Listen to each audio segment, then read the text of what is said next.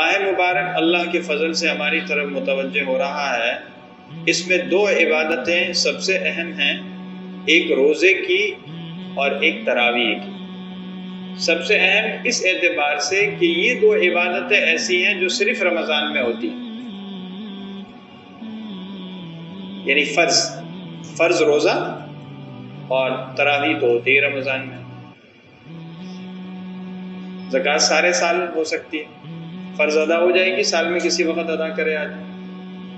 حج بھی رمضان کے علاوہ میں ہے، لیکن یہ صرف رمضان میں ہے، فرض روزہ اور سنت تراویح۔ اور اللہ تعالیٰ نے قرآن میں اعلان کر دیا کتب علیکم الصیام، تو اب تو روزہ فرض ہے، اور فرض کا مطلب یہ ہے کہ شدید عذر کے بغیر چھوڑا تو سخت گناہ ہوگا، اور جو اس کا انکار کرے گا وہ تو کافر ہو جائے گا۔ خدا نخواستہ کوئی اس کو نہ مانے، اس حکم کو، تو ایمان نہیں رہے، جو اس کا مذاق اڑا۔ اور دوسری خاص عبادت تراویح ہے۔ روزہ نفل تو ہو جاتا ہے رمضان کے علاوہ میں بھی، لیکن تراویح تو صرف رمضان میں ہے، رمضان کے علاوہ کہیں نہیں ہے۔ اس اعتبار سے یہ رمضان کی ایک خاص پہچان ہے نماز تراویح۔ یہ نقشہ آپ کو پورے سال نہیں ملے گا کہ عشاء کے بعد مسجدیں آباد ہیں، گونج رہی ہیں، رونق ہے، اور 1 گھنٹے تک قرآن کریم کی تلاوت ہے، کبھی رکوع ہے، کبھی سجدہ ہے، کبھی قیام ہے، کھچا کھچ مسجدیں بھری ہیں۔ نماز کے 1 گھنٹے کے بعد مسجدوں کے دروازوں پر رش لگا ہے، لوگ نکل رہے ہیں رمضان کے علاوہ میں۔ اور عجیب بات ہے کہ رمضان کے علاوہ میں اتنی ہمت عام طور پر آدمی میں ہوتی نہیں، یعنی اللہ کی طرف سے خاص ہمت دی جاتی ہے رمضان میں تراویح ادا کرنے کے لیے۔ آدمی تجربہ کر سکتا ہے، رمضان کے علاوہ عام دنوں میں بھی جبکہ روزہ نہیں رکھتے 20 رکعت اس طرح 1 گھنٹے پڑھنا مشکل ہے گھر میں، اور روزہ رکھ لیے تو رہی صحیح کسر پہ پوری، پھر تو سوال ہی نہیں ہے۔ 20 رکعت فرض پڑھ لیں بہت ہے، تراویح ادھر پڑھ لیں، فرض نماز پڑھ لیں۔ تو یہ اللہ کی خاص توفیق ہے تراویح کا ہونا۔ حدیث پاک میں آتا ہے کہ حضور کریم صلی اللہ علیہ وسلم نے ارشاد فرمایا، اس کا مفہوم ہے ان اللہ فرض صیامہ علیکم وسننت لکم قیامہ فمن صام رمضان وقامہ ایمانا واحتسابا خرج من ذنوبہ کیوم ولدتہ امہ او کما قال علیہ السلام۔ فرمایا اللہ نے تم پر رمضان کے روزے فرض کیے، میں نے تمہارے لیے رمضان کی تراویح سنت بنا دی، اور جس نے رمضان کے فرض روزے رکھے دن میں اور تراویح پڑھی رات میں، تو فرمایا وہ گناہوں سے ایسا پاک ہو جاتا ہے جیسے اس دن تھا جس دن وہ پیدا ہوا، اس کی ماں نے اس کو جانا۔ اتنی بڑی عبادت، تو سمجھیے یہ اللہ کا خاص فضل ہے، اللہ کی مہربانی ہے جو اللہ نے ہمیں روزے اور تراویح دے دیے۔ سال بھر جو غفلتیں کوتاہیاں ہوئی، گناہوں کا زنگ لگا، اس کی پاکی اور صفائی کا ایک زبردست موقع ہے۔ لیکن اصل بات یہ ہے کہ یہ دو عبادتیں رسمی طور پر نہ ہوں، ان کو محنت کے ساتھ کیا جائے، توجہ کے ساتھ کیا جائے، ذوق اور شوق کے ساتھ کیا جائے، تو یہ عبادتیں بھی بہت ہیں۔ ساری رات جاگنا کوئی ضروری نہیں ہے، سارے دن تسبیح پڑھنا کوئی ضروری نہیں ہے۔ ان دو عبادتوں پر بھی محنت کر لی تو اللہ کی ذات سے امید ہے وہ آدمی رمضان سے محروم نہیں ہو۔ ہاں، جتنا گڑ اتنا میٹھا، اور محنت کریں گے اور اجر ملے گا اور درجے بلند ہوں گے۔ اور مومن کی شان یہی ہے کہ وہ لن یشبع مؤمن من خیر حتی یکون منتہاہ الجنہ۔ فرمایا مومن خیر سے، نیکی سے، بھلائی سے کبھی سیر نہیں ہوتا جب تک کہ جنت میں نہ پہنچے۔ جیسے دنیا میں آدمی سیر نہیں ہوتا نا کبھی مال سے، کوئی کاروباری آدمی نہیں کہتا کہ اس سال میں نے پیسے بہت کمائے، اگلے سال آرام کروں گا، دکان بند ہوگی۔ کسی تاجر کو آپ نے دیکھا دنیا میں؟ نہیں ہوتا اس طرح۔ کوئی بچہ نہیں کہتا کہ آج میں خوب کھیل لیا، کل نہیں کھیلوں گا، کل سارا دن پڑھوں گا، ایسا نہیں ہوتا۔ تو اسی طرح مومن کبھی نہیں کہہ سکتا کہ میں بہت نیکی کر چکا، اب مجھے نیکی کی ضرورت نہیں۔ تو یہ کمائی کا سیزن ہے، اور کمائی کے سیزن میں تاجر حضرات دو ایک ٹانگ پر کھڑے ہوتے ہیں، نہ کھانے کی فکر ہے، نہ آرام کی فکر ہے، نہ گھر کو وقت دے رہے ہیں کہ جی یہ سیزن ہے کیا کریں، سال بھر کا گزارا جو ہے نا اس سیزن پر ہے، کسر اس سے نکلے گی۔ تو رمضان بھی کمائی کا سیزن ہے، نیکیوں کا سیزن ہے، موسم بہار ہے نیکیوں کا، اس میں جتنی محنت کر لی اپنا فائدہ ہے۔ لیکن پہلا مرحلہ روزہ اور تراویح۔ اب روزہ اور تراویح کیسے صحیح ہوگا؟ میں نے عرض کیا اس میں سب سے پہلی بات تو یہ ہے کہ اس کو روزے کو روزہ بنا کر اور تراویح کو تراویح بنا کر ادا کیا جائے۔ مسئلہ یہاں سے خراب ہوتا ہے جب آدمی عبادت کو عادت بنا لے، عادت کی چیز بنا لے، ایک رسم بنا لے کہ یہ تو کرنا ہی ہے، تو پھر اس سے عبادت کے اندر وہ جان نہیں رہتی۔ عبادت کو عبادت اللہ کا حکم سمجھ کر اور اللہ کا قرب حاصل ہونے کا ذریعہ سمجھ کر کریں تو پھر بات اور ہے۔ اگر یہی تراویح اس کیفیت کے ساتھ ادا کی جا رہی ہے کہ یہ اللہ کا قرب حاصل ہونے کا ذریعہ ہے، حضرت ڈاکٹر عبدالحی عارفی رحمۃ اللہ علیہ بڑے اللہ کے ولی تھے، فرماتے تھے کہ اللہ تعالی نے اس کو اپنے قرب حاصل ہونے کا ذریعہ بنایا، ہر رکعت میں 2 سجدے ہیں، اس طرح 40 سجدے رکھ دیے اور ہر سجدہ اللہ کے قرب حاصل ہونے کا ذریعہ ہے۔ تو یہ تصور کرو نا کہ یہ ہم 40 سجدوں کے ذریعے کتنا اللہ کا قرب حاصل کر سکتے ہیں۔ ہمارے یہاں مزاج یہ ہے کہ تراویح کو جلدی نمٹاؤ، چونکہ بات صرف تراویح کی ہے تو اسی حوالے سے کچھ باتیں کروں گا موٹی موٹی، بس کوئی بیان نہیں ہے۔ اور وہ حافظ سب سے زیادہ کامیاب اور خوش قسمت سمجھا جاتا ہے جو مختصر وقت میں تراویح نمٹا دے، لوگ اس پر رش کرتے ہیں، اور وہ حافظ بھی اپنے کارنامے سناتا ہے۔ عام طور پر تراویح کے بعد حفاظ میں بات چیت ہوتی ہے، ہم بھی بچپن میں یہ سب کچھ کرتے تھے، بات چیت، جب تراویح پڑھ لیتے جمع ہوتے تھے، بھائی آپ نے کتنے وقت میں تراویح پڑھی، آپ کی تراویح کب شروع ہوئی کب ختم ہوئی، فلاں، واہ جی واہ، انہوں نے تو پونے گھنٹے میں 3 سپارے نمٹا دیے، واہ بھائی کتنے خوش نصیب ہیں، فارغ ہو گئے۔ دوسرا کہتا تھا میں نے تو 40 منٹ میں کیے، تیسرا یوں کہتا تھا۔ سچی بات یہ ہے کہ اگر اس رات صرف تراویح کی عبادت کو جم کر کیا جائے تو بہت بڑی بات ہے۔ تو تراویح جان چھڑانے کی چیز نہیں ہے، جان لگانے کی چیز ہے۔ یہ سوچیں ایک ہی تو عبادت ہے رمضان کے خاص۔ صحابہ کرام کے زمانے میں کیا ہوتا تھا؟ عمر رضی اللہ عنہ کے زمانے میں تراویح شروع کرتے تھے تب ختم کرتے تھے جب سحری کا وقت ختم ہونے کا خطرہ ہوتا تھا، جلدی جلدی بھائی سحری کھا لو۔ اور امامت کون کراتے تھے؟ ایک بزرگ ہیں، بڑے قاری تھے، حافظ امام، ان کی عمر تھی 120 سال، اور تھک جاتے تھے تو لاٹھی کے سہارے سے کھڑے ہو جاتے تھے۔ 120 سال ان کی عمر تھی، حضرت عمر رضی اللہ عنہ کے زمانے میں تراویح وہ تراویح پڑھاتے تھے۔ اندازہ کریں کیا ذوق تھا ان حضرات کا، اور آج ہمارا کیا ذوق۔ لہٰذا اس تراویح کو محنت کے ساتھ پڑھیں، ذوق اور شوق کے ساتھ ادا کریں۔ تراویح کے بارے میں عام طور پر کوتاہی میں سے ایک کوتاہی یہی ہوتی ہے کہ ہم تراویح کو جلدی جلدی نمٹاتے ہیں، اور بعض اوقات تو اس کا رکوع اور سجدہ ہی صحیح نہیں ہوتا تو نماز ہی لولی لنگڑی ہو گئی۔ اس کو تطفیف کہا گیا حدیث پاک میں۔ ناپ تول میں کمی کرنا جس طرح تطفیف ہوتا ہے، اسی طرح نماز کے اندر ڈنڈی مارنا یہ بھی تطفیف ہے، عمر رضی اللہ عنہ نے فرمایا۔ اور حدیث میں کہا گیا بدترین چور ہے جو نماز میں چوری کرے۔ نماز میں چوری اسی طرح کہ جلدی جلدی رکوع سجدے کر لیے، یہ نماز کی چوری ہے، یہ اللہ کو بہت ناپسند ہے۔ ڈر ہے کہ کہیں یہ نماز اٹھا کر منہ پہ نہ مار دی جائے۔ تو جب کھڑے ہیں تو یہ تصور کہ میں اللہ کو کلام سنا رہا ہوں حافظ، اور سامعین پیچھے نماز پڑھنے والے سوچیں ہم اللہ کا کلام سن رہے ہیں۔ ارے کہاں موقع آتا ہے ساری زندگی میں، ایک ہی مرتبہ تو موقع ہے۔ لہٰذا جتنا وقت تراویح میں گزر جائے کامیابی ہے۔ باہر تو پھر کوئٹہ ہوٹل، باہر تو یہی ہے نا، چائے کے لیے بیٹھ جائیں گے اور ساری رات اللہ معاف فرماتے گزار دیتے ہیں۔ بڑا تعجب ہوتا ہے۔ رمضان کی مبارک راتیں، تو ایک غفلت تو یہ ہے کہ تراویح کو ہم جلدی نمٹاتے ہیں، یہ غلط۔ آرام سے توجہ سے سکون کے ساتھ تراویح پڑھے، جتنا وقت گزر جائے اچھی بات۔ دوسری غلطی کیا ہوتی ہے حفاظ کی؟ عام طور پر یہ ہوتی ہے کہ وہ جلدی جلدی قرآن پڑھتے ہیں، یہ بہت سنگین غلطی ہے۔ وَرَتِّلِ الْقُرْآنَ تَرْتِيلًا، ساتھی آگے آ جائیں نا، یہاں آ جائیں۔ وَرَتِّلِ الْقُرْآنَ تَرْتِيلًا، قرآن کو ٹھہر ٹھہر کر پڑھو، ترتیل سے پڑھو، فرمایا، اللہ کا حکم ہے۔ اور ترتیل کیا ہے؟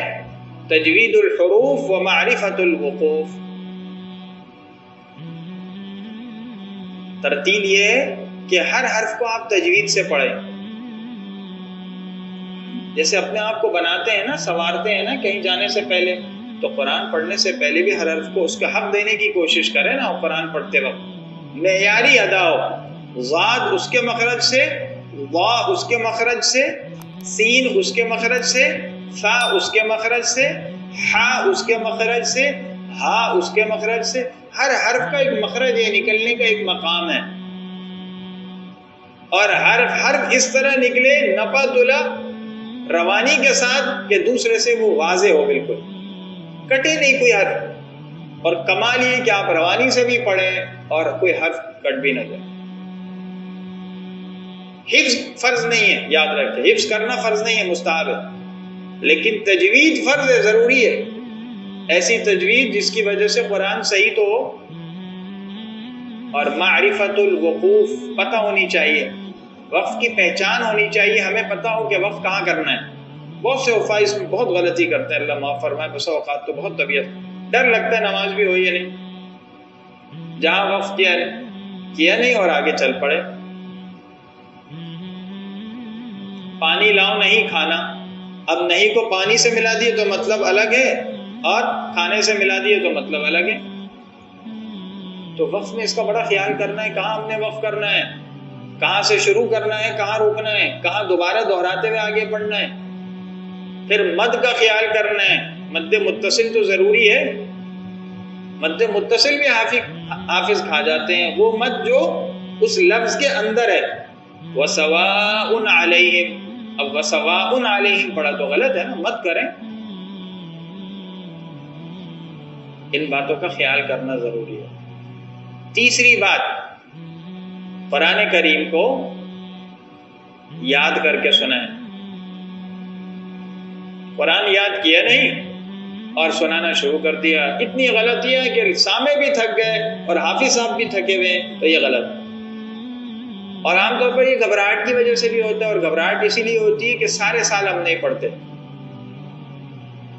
اس کے لیے ایک اصطلاح ہے رمضانی حافظ۔ رمضانی حافظ وہ ہوتا ہے جو صرف رمضان میں پڑھتا ہے، ایسا نہیں ہے، حافظ تو سال بھر کا ہونا چاہیے،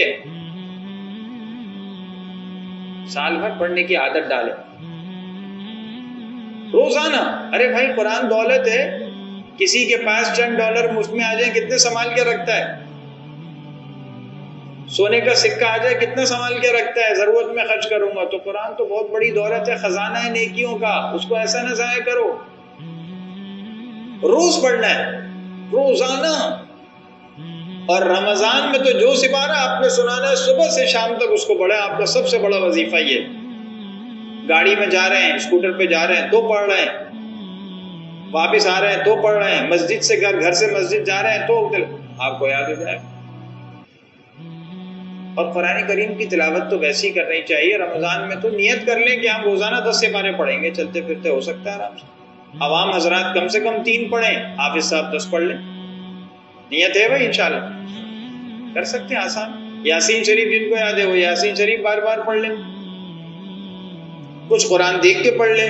اور حافظ تو ہمارے اکابر، نفخ الریحان فی المکثرین من ختم القرآن، یہ ایک دکتور ہے، ان کی کتاب ہے، تو اس میں انہوں نے لکھا ہے، میں نے شاید پہلے بھی کہیں سنایا تھا یہ بات، ان لوگوں کے حالات جمع کیے جو روزانہ قرآن پڑھتے تھے زیادہ، امام شافعی رحمہ اللہ اور یحییٰ بن سعید القطان، امام وکیع، ایسے حضرات ہیں جو بڑے بڑے محدث ہیں اپنے زمانے کے، بڑے جن کی زندگی حدیث کی خدمت میں گزری ہے، اور فقیہ ہیں، فقہاء ہیں، ائمہ ہیں، روزانہ ایک ایک قرآن پڑھتے تھے، معمولی بات۔ ایک محدث کے بارے میں لکھا ہے روزانہ 5 نمازوں اور سنتوں میں 1 قرآن، اور رات کو 2 نفل میں 1 قرآن پڑھتے تھے۔ یہ بھی تو ہماری طرح کے لوگ تھے. ایک کے بارے میں لکھا ہے کہ بخاری شریف کے ایک راوی ہیں ابراہیم ابن سعد ابن عبد الرحمن ابن عوف، صاحبزادے کہتے ہیں ابا جان کانا یحتبی، احتبا ایسے جیسے بیٹھتے نا زمین پر یوں گھٹنے ایسے بیٹھ جاتے تھے. فما یحل حبوتہ حتی یختم القرآن، اور ہاتھ کھولنے سے پہلے پورا قرآن ختم کر کے اٹھتے ایک مرتبہ. یہ کیسے ہوتا تھا؟ اہمیت تھی نا. تو قرآن کی تلاوت اس کی سارے سال عادت بنانی ہے، اور رمضان میں افسوس یہ ہوتا ہے کہ حفاظ خاص طور پر قرآن کی طرف توجہ نہیں کرتے. تو جب آپ پختہ یاد کریں گے اور روزانہ اس کو یاد رکھیں گے تو عادت بنے گی. حدیث پاک میں آتا ہے مثل صاحب القرآن کصاحب الابل المعقلہ الحدیث، او کما قال علیہ السلام کہ حافظ قرآن کی مثال ایسی ہے جیسے وہ آدمی جس کا اونٹ ہے بندھا ہوا ہے، ان عاہد علیہا امسکا، اگر خیال کیا تب تو اونٹ رہے گا، اور ذرا توجہ ہوئی تو اونٹ رسی توڑا کر بھاگ گیا. یہی حال ہے کس کا؟ حافظ قرآن. قرآن کو یاد رکھتا رہا تو ٹھیک ہے، اور یاد نہیں تو اکثر حفاظ شروع سے قرآن نہیں سنا تھے اس لیے بھول جاتے. ہمارے زمانے میں تو جرم تھا کہ کوئی حافظ یہ سوچ لے کہ میں نے قرآن نہیں سنا. میں نے 14 سال کی عمر سے مصلی پر سنانا شروع کیا، اور اب جو ہے مجھے 33 سال ہو گئے تقریباً 33 سال. تو جب یہ محنت ہوگی شروع سے، ہماری محنت نہیں ہمارے بڑوں کی محنت ہے، تو پھر آپ کو پریشانی نہیں ہوگی بات. اور ہم لوگ اس کو توجہ نہیں دیتے کہ قرآن کو یاد رکھنا یہ بھی کوئی ضروری ہے.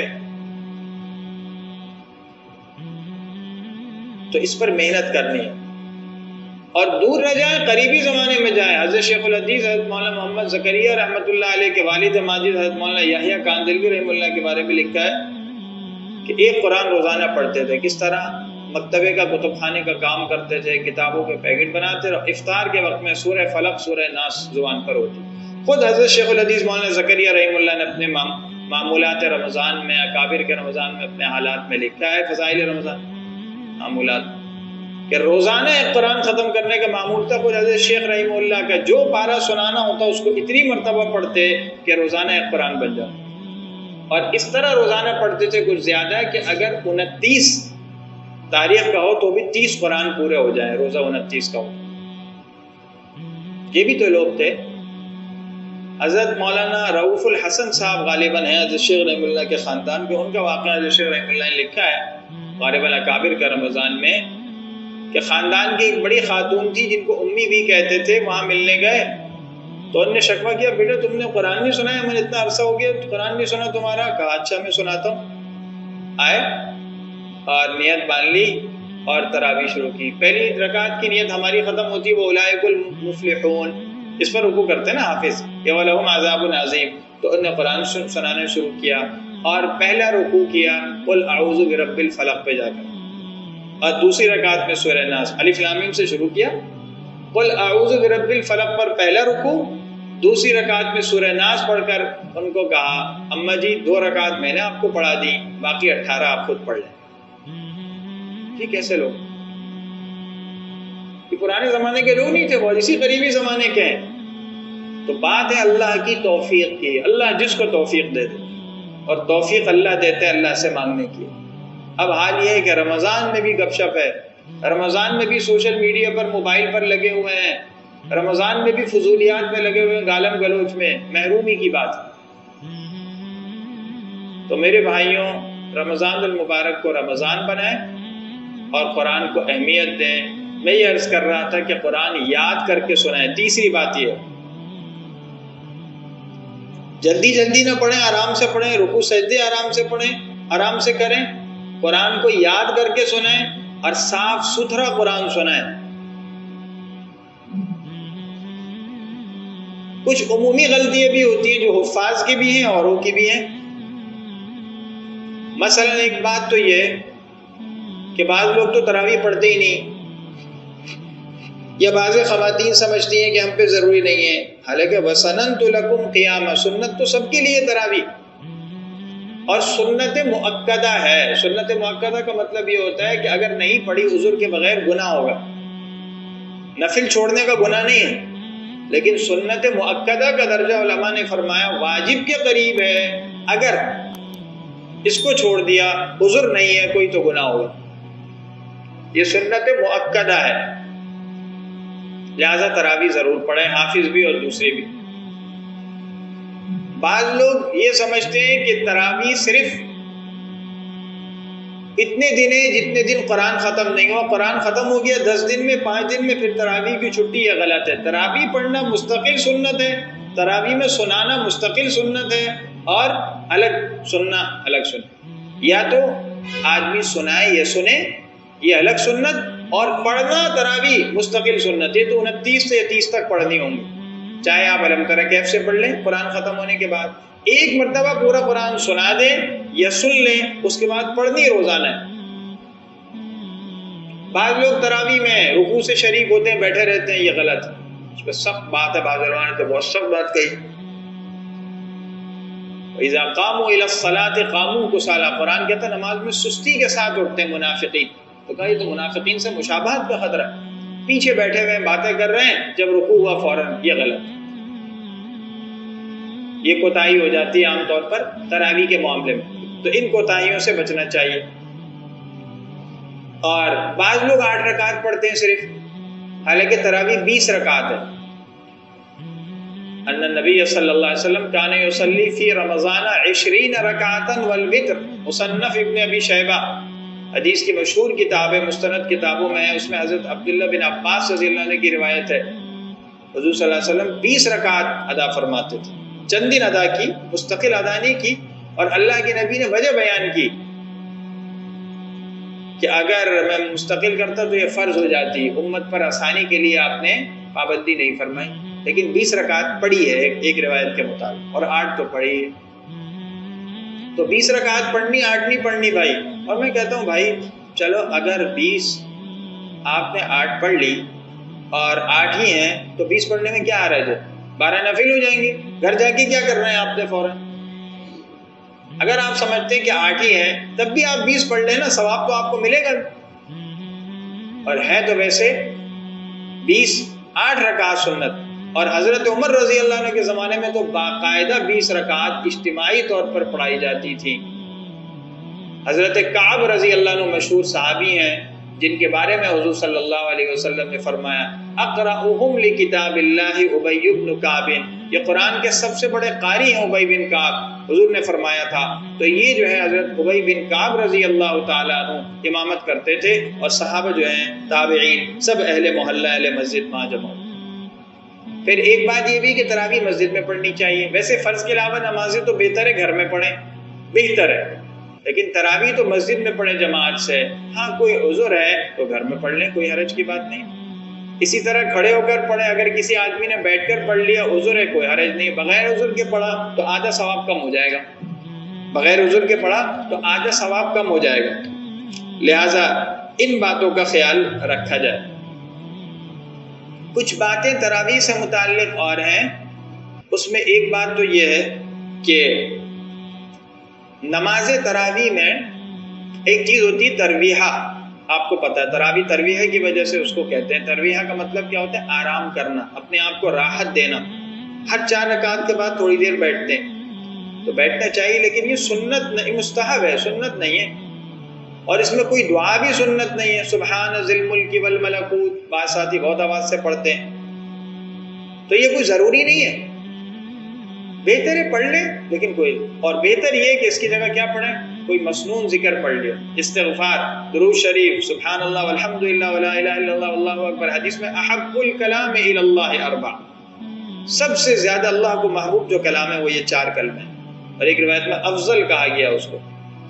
سبحان اللہ و بحمدہ کچھ بھی پڑھ لیں. لمبا ترویحہ ضروری نہیں ہے، جیسے مقتدیوں کو دیکھیں، لیکن اس میں کوئی خاص ذکر مسنون سمجھنا یا دعا یہ کوئی ضروری نہیں. اور تراویح کی نیت کرنی ہے ہر 2 رکعت سے پہلے، لیکن کوئی ضروری نہیں. اگر اکٹھے تمام رکعت سے پہلے ایک ساتھ نیت کر لی، یہ سوچے کہ میں 20 رکعت پڑھ رہا ہوں یہ سب تراویح ہے، تو بھی ٹھیک ہے. اور 2 رکعت پر سلام پھیریں گے. اگر ایک سلام سے 4 رکعت پڑھ لی تو بھی ٹھیک ہے، ہو جائے گی نماز درمیان میں اگر بیٹھے 2 رکعت کے بعد. لیکن اصل یہی ہے کہ ہر 2 رکعت پر سلام پھیریں. عام طور پر ایک غلطی سہو ہو جاتا ہے، بھول، وہ کیا ہوتی ہے، بسا اوقات حافظ صاحب یا دوسرے وہ دوسری رکعت کے بعد اٹھ جاتے ہیں، کبھی ایسا ہوتا ہے۔ تو اس میں ایک شکل تو یہ ہے کہ دوسری رکعت کے بعد بیٹھے ہی نہیں، فوراً کھڑے ہو گئے، تو پھر تو واپس آنا چاہیے، اور واپس آئیں سجدے سے پہلے، تیسری رکعت کے سجدے سے پہلے اور سجدہ صاف کر لیں، اور پھر اس کے بعد جو ہے وہ نماز آپ کی 2 رکعت ہو جائے گی۔ اگر بیٹھ گئے تھے پھر کھڑے ہوئے، تب بھی تیسری رکعت کے سجدے سے پہلے واپس آ جائیں، اور اگر تیسری رکعت کا سجدہ بھی کر لیا اور بیٹھ گئے تھے تب تو چاروں رکعتیں ہو جائیں گی، اور بیٹھے نہیں تھے تو پھر 2 ہی رکعتیں ہوں گی، اس لیے کہ درمیان میں جو بیٹھنا ہے نا 2 رکعت، یہ فرض ہے ایک طرح تراویح کے لیے، تراویح ہوتی 2 رکعت، اس کا فائدہ اخیر ہے، اس کا خیال کرنا چاہیے۔ اور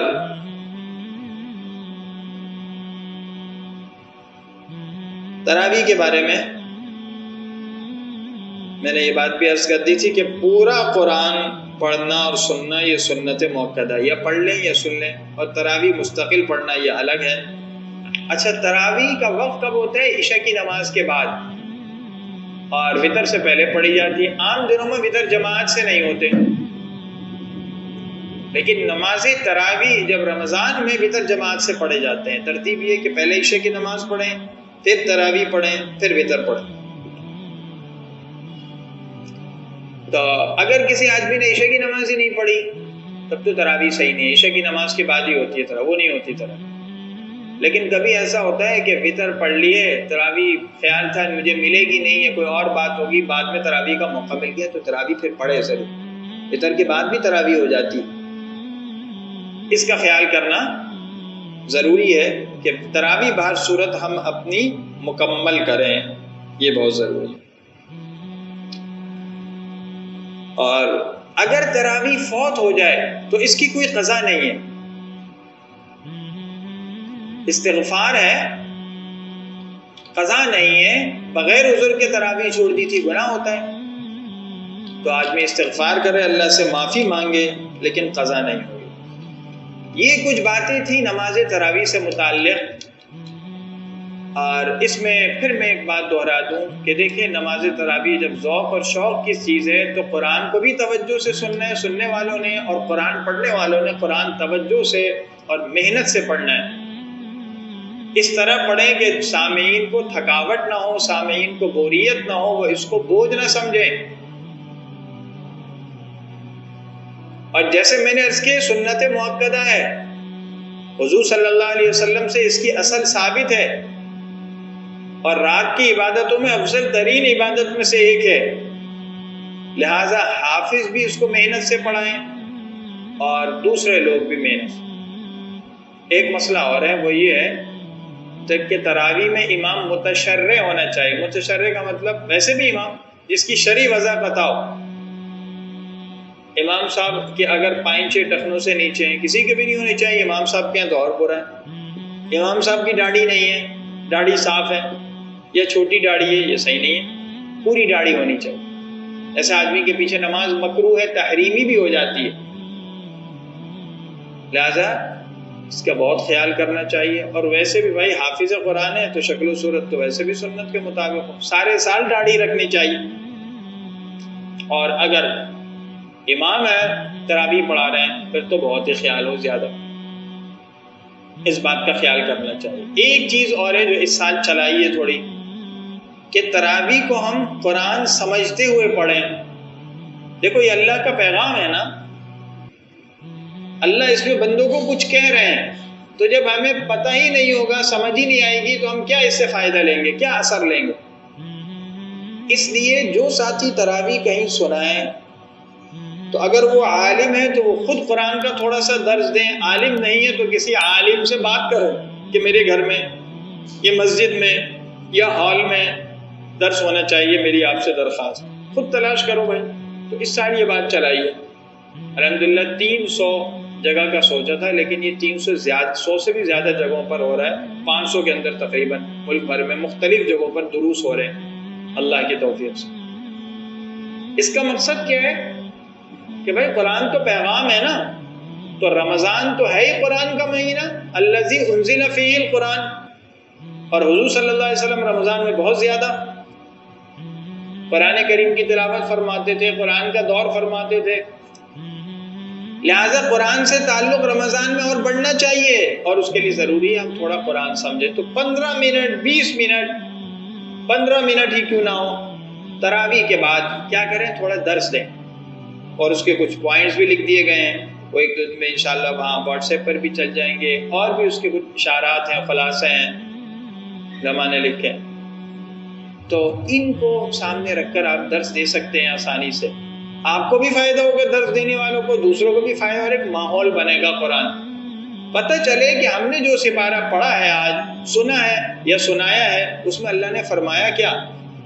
اب 15 منٹ میں تو ایک سپارہ بیان نہیں ہو سکتا، ایک آیت کی بھی تفسیر نہیں ہو سکتی کما حق ہو، پوری رات بھی نہیں ہو سکتی ایک آیت کی، لیکن کچھ قرآن سے تعلق ہو جائے کہ آج کے سپارے میں ہم نے یہ پڑھا کہ متقین کی، نیک لوگوں کی یہ صفات ہوتی ہے، اگر متقی بننا ہے تو یہ صفات، الذین یؤمنون بالغیب، ان باتوں پر ایمان ہونا چاہیے جو ہماری آنکھوں کے سامنے نہیں اللہ نے بتائیں، نماز کی پابندی ہو، اللہ کے مال کو خرچ کرنے کا جذبہ ہو، انبیاء علیہ السلام کی تعلیمات پر اور نبی آخر الزماں کی شریعت پر ایمان ہو، اور آخرت پر ہمارا یقین ہو۔ پہلے رکوع میں اللہ نے ہمیں یہ بتایا، پھر منافقین کی کیا علامتیں ہیں، دوسرے رکوع میں ہمیں یہ بتایا، تیسرے رکوع میں اپنی نعمتوں کا تذکرہ فرمایا، چوتھے رکوع میں تخلیق آدم کا واقعہ ذکر کیا، پانچویں رکوع اور اس کے بعد بنی اسرائیل پر ہونے والے انعامات کا ذکر کیا، پھر آگے جا کر واقعہ بقرہ ذکر کیا، گائے کا قصہ جس کی وجہ سے اس کو واقعہ بقرہ کہا جاتا ہے، پھر اس کے بعد جا کر ہاروت اور ماروت کا ایک واقعہ بیان فرمایا، پھر آخر میں جا کر حضرت ابراہیم علیہ السلام کے بیت اللہ کو تعمیر کرنے کا واقعہ بیان فرمایا۔ یہ ساری باتیں ہیں، اور یہ بتایا آخر میں جا کر کہ انبیاء علیہ السلام نے خود اپنے بیٹوں کو وصیت کی، تاکید کی اپنے وصال کے وقت میں کہ دین پر، اسلام پر قائم رہنا، ان کو اپنی اولاد کی روحانیت کی اور ایمان کی اتنی فکر تھی۔ تو یہ کچھ باتیں ہیں، یہ آپ مختصراً 15 منٹ میں بیان کر سکتے ہیں۔ اگر علماء ہیں تو تیاری کر لیں، مزید عالم نہیں ہے تو کسی عالم سے رابطہ کر لیں، تاکہ ہم جس جگہ تراویح پڑھیں، سنیں یا سنائیں، وہاں یہ برکت بھی ہو کہ قرآن کا پیغام بھی ہو۔